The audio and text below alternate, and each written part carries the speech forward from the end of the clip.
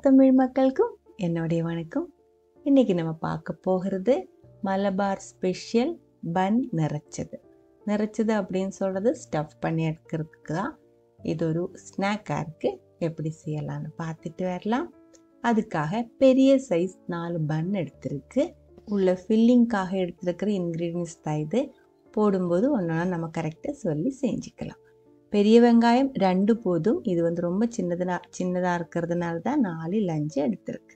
ஒரு பேனுக்குள்ளே 1 table spoon அளவுக்கு oil ஊற்றிக்கோங்க. ஆயில் சூடானதுக்கப்புறம் 1/4 டீஸ்பூன் அளவுக்கு இஞ்சி பூண்டு பேஸ்ட்டு சேர்த்து பச்சை மணம் மாறுறது வரைக்கும் வதக்கிக்கோங்க. அதுக்கப்புறம் 2 பெரிய சைஸ் வெங்காயம் நீளமாக நைஸாக கட் பண்ணி சேர்த்துருக்கு. 1/2 டீஸ்பூன் அளவுக்கு உப்பும் சேர்த்து நல்லா சாஃப்ட் ஆகிற வரைக்கும் வதக்கிக்கோங்க. இதுக்குள்ளே 1/4 டீஸ்பூன் அளவுக்கு மஞ்சள்தூள், 1/2 டீஸ்பூன் அளவுக்கு தனியா பவுடர், 1 டீஸ்பூன் அளவுக்கு சில்லி பவுடர், 1/2 டீஸ்பூன் அளவுக்கு பெப்பர் பவுடர், 1/2 டீஸ்பூன் அளவுக்கு கரம் மசாலா பவுடர். கரம் மசாலா இல்லை அப்படின்னா சிக்கன் மசாலா சேர்த்தாலும் போதும். நல்ல ஒரு 2 நிமிஷம் வதக்கினதுக்கு அப்புறம் சின்ன சைஸ் தக்காளி ஒன்று கட் பண்ணி சேர்த்துருக்கு.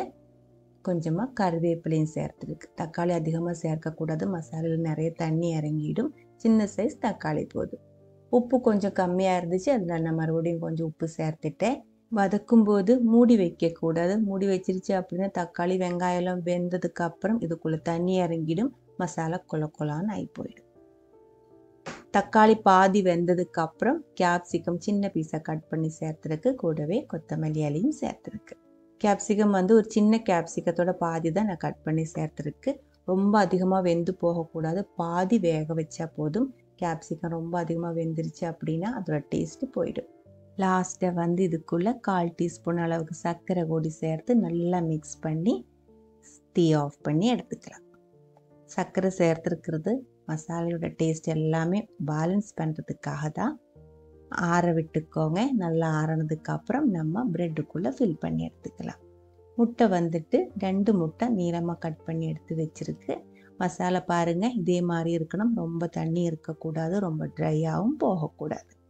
இன்னொரு ஐட்டம் தேவைப்படுது, அதுதான் மைதா மாவு. 2 டேபிள் ஸ்பூன் அளவுக்கு மைதா மாவு, 2 பிஞ்சு அளவுக்கு உப்பு சேர்த்து தேவையான அளவுக்கு தண்ணி ஊற்றி நல்லா கலக்கி ஒரு பேஸ்ட்டாக மாற்றி எடுத்து வச்சுக்கோங்க. இது பன்னு ஃபில் பண்ணதுக்கப்புறம் நமக்கு தேவைப்படும். அது நான் அப்புறமா காமிச்சு தர்றேன். பெரிய சைஸ் பன்னு 4 எடுத்திருந்தேன். அதோட பேக் பின்னாடி இதே மாதிரி ஸ்கொயராக நீட்டாக முடிஞ்ச அளவுக்கு பெருசாக கட் பண்ணிக்கோங்க. இதுக்குள்ளே தான் நம்ம மசாலா வைக்கணும், முட்டை வைக்கணும். பெரிய பன்னாக இருந்தால் ஒரு முட்டையெல்லாம் ஃபுல்லாக உள்ளே வைக்க முடியும். ஆனால் இது நம்ம அந்த அளவுக்கு பெருசால ஒரு மீடியம் சைஸில் இருக்கிற பன்னு தான். அதனால நம்ம ஒரு முட்டையோட பாதி தான் வைக்கிறேன். நீங்கள் இதே மாதிரி கட் பண்ணி எடுத்ததுக்கு அப்புறம் இன்னும் நிறைய ஓட்டை கொஞ்சம் ஆழமாக வேணும் அப்படின்னா இதுக்குள்ளே இருந்து பன்னோட அந்த இது மறுபடியும் எடுத்துக்கலாம். உங்களுக்கு எவ்வளோ மசாலா வேணுமோ அதுக்கு தகுந்த மாதிரி இந்த ஓட்டை பெருசு பண்ணிடலாம். ஒரு லேயர் மசாலா அதுக்குள்ளே ஃபில் பண்ணிட்டேன். அதுக்கு மேலே ஒரு முட்டையோட பாதி அமுத்தி வச்சிருக்கு. அதுக்கு மேலே மறுபடியும் கொஞ்சம் மசாலா ஃபில் பண்ணியிருக்கு. அதுக்கப்புறம் நம்ம கட் பண்ணி மாற்றி எடுத்து வச்சிருக்கு இல்லைங்களா, அந்த மூடி வச்சுட்டு இது க்ளோஸ் பண்ணணும். இந்த மாதிரி மூடி வச்சதுக்கப்புறம் அந்த கட் பண்ணியிருக்கிற இடம் இருக்கு இல்லைங்களா, அது நல்லா ஒட்டுறதுக்காக தான், க்ளோஸ் பண்ணுறதுக்காக தான் இந்த மைதா மாவு இதே மாதிரி நம்ம ஸ்ப்ரெட் பண்ணி கொடுக்குறது. இப்போ இந்த மாதிரி செய்யும்போது அந்த திறந்த இடம் நல்லா ஒட்டிடும். அப்போ ஃபில்லிங் எதுவுமே வெளியே போகாமல் நீட்டாக நிற்கும். போதும், கரெக்டாக இருக்குது. நம்ம இதை மாற்றி வச்சுக்கலாம். அடுத்த பன்னும் அதே மாதிரி செஞ்சு எடுத்துக்கலாம்.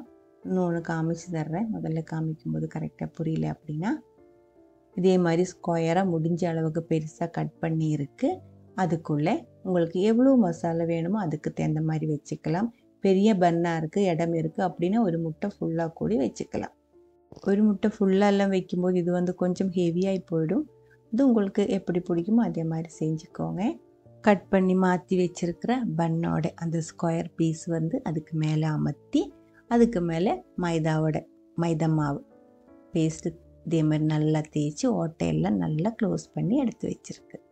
இனி இது நம்ம லைட்டாக ஃப்ரை பண்ணி எடுக்கணும். ஒரு பேனுக்குள்ளே கொஞ்சம் நெய் ஊற்றிக்கோங்க. நெய் இல்லை பட்டர் எதாக இருந்தாலும் நல்லாயிருக்கும். எதுவுமே இல்லை இருந்தால் மட்டும் ஆயில் ஊற்றிக்கோங்க.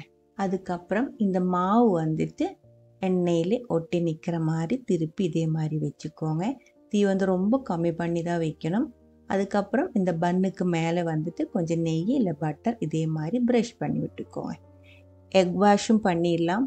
முட்டை இருக்கு இல்லைங்களா, முட்டை வந்துட்டு ப்ரெஷ்ஷில் இதே மாதிரி தொட்டு மேலே வந்துட்டு ப்ரஷ் பண்ணிடலாம். மேலே இந்த பன்னுக்கு மேலே வந்துட்டு கொஞ்சம் எள்ளு இதே மாதிரி போட்டால் பார்க்குறதுக்கு நல்லாயிருக்கும். இல்லை இருந்தால் விட்டுருங்க. ஒரு சைடு வந்துட்டு இதே மாதிரி கோல்டன் கலர் ஆகும்போது திருப்பி போட்டுக்கோங்க. திருப்பி போட்டதுக்கப்புறம் 2 நிமிஷத்துக்கு மேலே வைக்கக்கூடாது, கருகிடும். கீழே வந்துட்டு மாவு இருக்கிறதுனால 2 நிமிஷம் அதிகமாக வைக்கணும். மேலே வந்துட்டு சீக்கிரம் வந்துட்டு ஃப்ரை ஆகிடும். நம்மளுடைய மலபார் ஸ்பெஷல் பன் நிறச்சது ரெடியாக இருக்குது. ஃபில்லிங் வந்துட்டு நான் முட்டை தான் வச்சுருக்கு. உங்களுக்கு முட்டை பிடிக்கல, நீங்கள் சாப்பிடல அப்படின்னா உங்களுக்கு வெஜிடபிள்ஸ் வச்சுட்டு இதே மாதிரி செஞ்சு எடுத்துக்கலாம். பிடிச்சிருந்தா கண்டிப்பாக ட்ரை பண்ணி பாருங்கள். அதுக்கப்புறம் உங்களோட கமெண்ட்ஸ் எல்லாம் சொல்லிடுங்க. இந்த சமையல் பிடிக்கிற ஃப்ரெண்ட்ஸுக்கு மறக்காமல் ஷேர் பண்ணி விட்டுக்கோங்க. நீங்கள் இதுவரைக்கும் நம்ம சேனலுக்கு கொடுத்துட்ருக்கிற சப்போர்ட்டுக்கு ரொம்ப ரொம்ப நன்றி. உடனே பார்க்கலாம் இன்னொரு ரெசிபியோட. அது வரைக்கும் வணக்கம்.